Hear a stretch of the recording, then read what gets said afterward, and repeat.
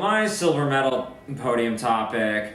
I just thought this is fascinating. We haven't broached this subject, but Lamelo Ball was pulled out of school at Chino Hills, which is very local to us. I wouldn't think it's probably like 30 minutes away. 30 minutes, yeah. Yeah, and he got pulled out by his infamous father, Lavar Ball. Triple B blood. And before you guys get into it, I just want to say, I'll be honest, I really don't like Lavar that much. I feel like his son, Lonzo, is such a spectacular player. Yes. I want to talk about him.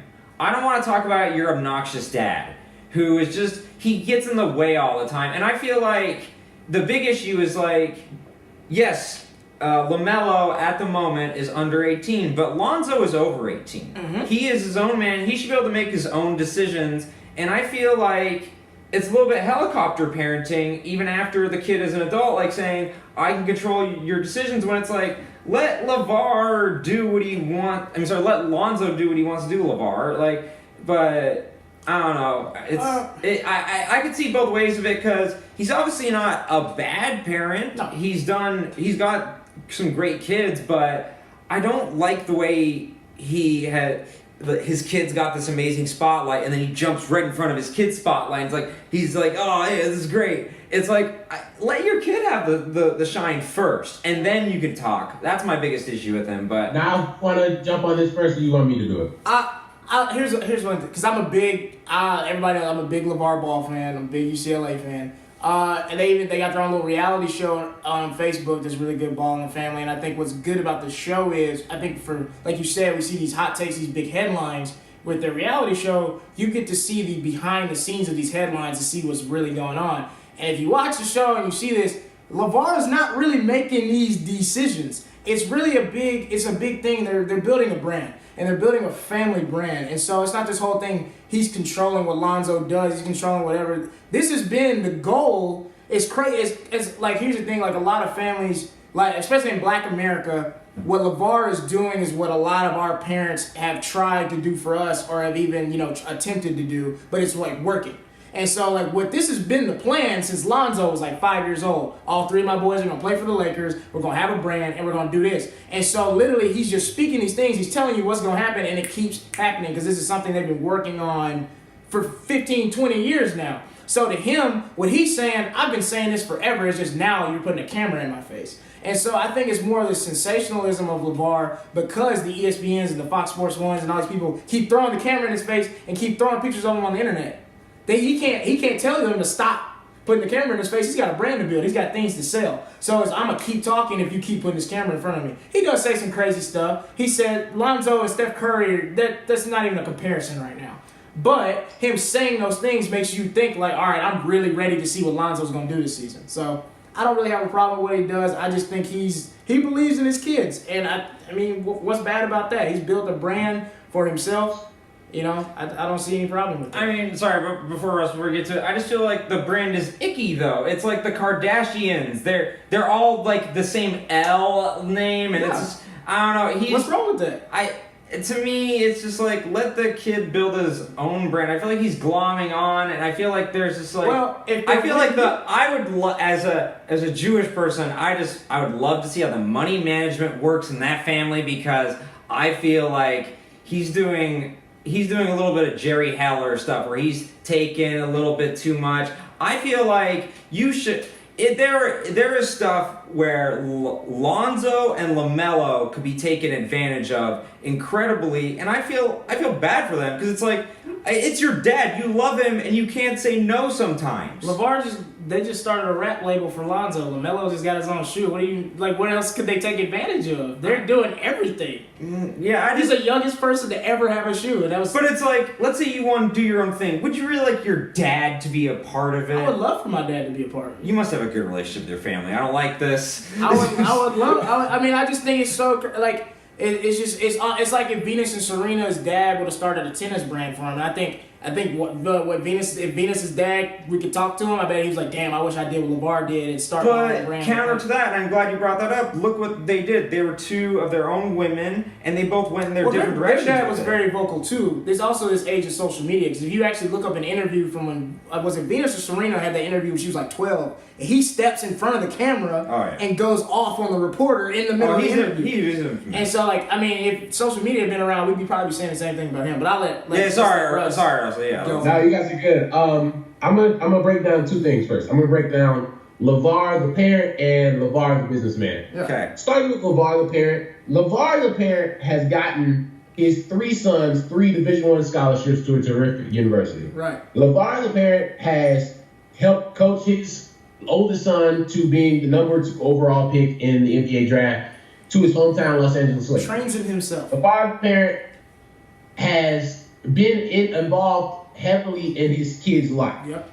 And if we look at the pure parent aspect, don't you want, if you ask any parent, black, white, blue, whatever, clear, their goal is going to be to love their kids, to get their kids into college, and not only get them into college, but to have it paid for, and give them, their kids, the best life they could possibly have, in that which is better than theirs. Right.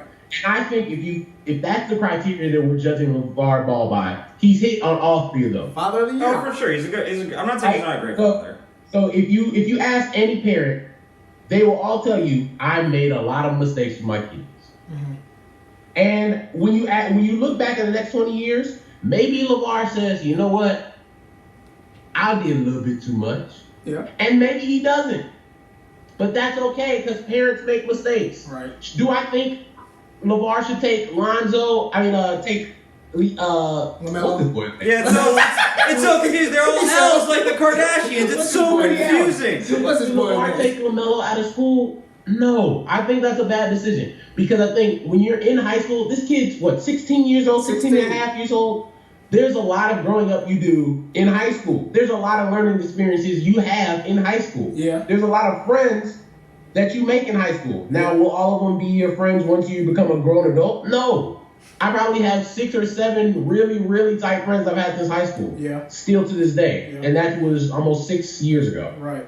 So I think that was a poor choice on his part. Well, now, if you have a problem with the coach, if you have a problem with all these different things, change schools. Yeah. There's a lot of private schools out there that would love to have a check by LeVar Ball. Yeah. And would love to have that exposure and the popularity of having a superstar talent like Lamelo Ball at their school. Yeah. You know? I get that. If break down from LeVar the businessman, first of all, I'm gonna say this. I'm really happy with what LeVar Ball has tried to do as far as not only being a businessman, but being a black businessman. And as a father, to create a legacy for his children on a smaller scale, not quite what Jay-Z did with all his different things for his kids, but kind of cut from that same cloth as, I'm going to have this, I'm going to build it to as big as I possibly can make it, and then when I'm gone, my kids will have something that will be representative of me and my love for them that they can take on and hopefully grow themselves. And I think that's excellent, not only as a businessman, but as a black businessman. Yeah. I think big baller brand, everything has to start somewhere. Right. Under Armour had to start somewhere. Nike had to start somewhere. Adidas had to start somewhere.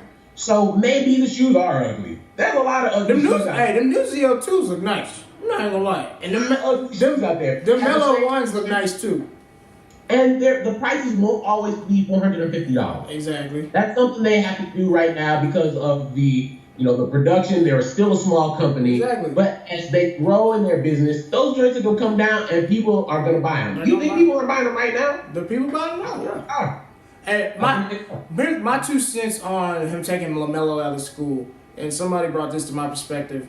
You gotta understand, out here in LA, you know how many celebrity kids end up getting taken out of school and homeschooled? It's just the thing that's different with Melo is, Melo's an athlete at the same time. And so the way in America, and what I like in other countries that they've done is, sports and school have become so synonymous, whereas in Europe, you go to school, then you play for a club team. Or in Asia, you go to school, you play for a club team. But in America, sports and school is so synonymous. It's like, oh no, he's in high school. How's he gonna play basketball? What is he gonna do? He's like, no, like I can train him and we can still go play this AAU club stuff. We can figure it all out. And so, like, there's so many, like, nobody got mad at Chris that Kendall and Kylie didn't go to a real high school, like, after a while. They didn't go to real school after a while. There's so many celebrities. Jaden Smith didn't go to a real high school. Lamelo Ball has 3 million followers on Instagram. Honestly, if my kid was that popular, I don't know if I want him in a public school setting. I don't know if I want him in a private school setting. Because a lot of these private schools, especially when it comes to having black athletes and famous black kids, it's this whole notion of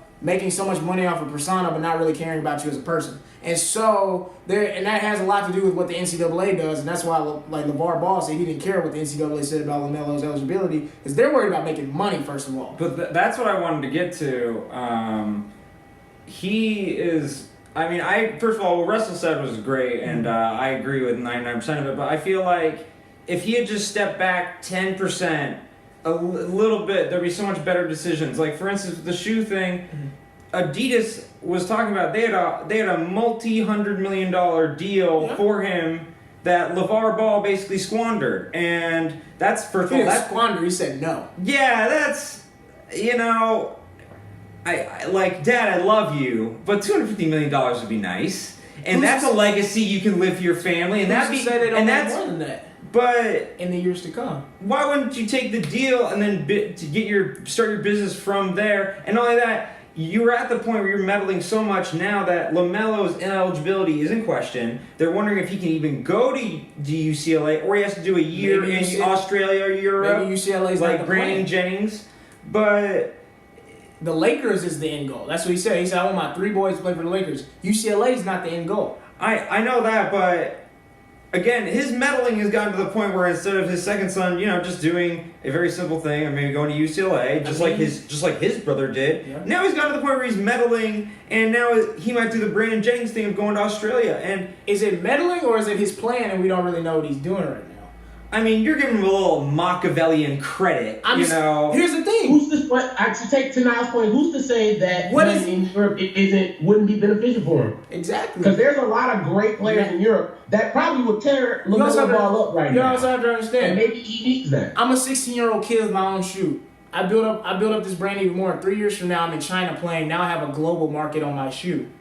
At 19 years old, before I even hit the league. That's unheard of. I guess all of this, for me, I just wonder, as a 16-and-a-half-year-old, is this his decision or is this Lavar's decision? And that's what makes me uncomfortable, because if I knew somehow that it was his decision, it would be better, but how do I even know that when he's 16-and-a-half? Maybe he doesn't even know. Yeah. But it's how many decisions? Point, Eric, I think if you ask a lot of 16-year-olds, if you ask my parents, I didn't get to decide. Exactly. That's what I'm saying. With me, yeah.